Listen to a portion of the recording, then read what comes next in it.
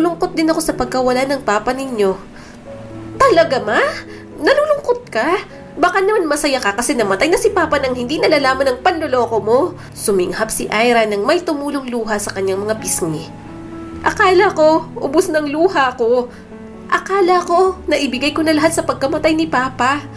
Akala ko manhid na ako sa lahat ng sakit na sunod-sunod na bumagsak sa akin. Pero hindi pa pala. Nandyan ka pa rin, mama. Anak, nang hihinang usal ni Lourdes, kumala si Ira sa yakap nito. Huwag kang plastic, mama. Ira! Sigaw ng kanyang mga kapatid. Tumingin si Ira sa mga ito. Umawang ang bibig niya nang makita ang galit sa mukha ng mga kapatid. Palibhasa, hindi niyo alam. Palibhasa, bumuo na kayo ng sarili niyong mga pamilya kaya kahit may kalokohan na si mama, okay lang.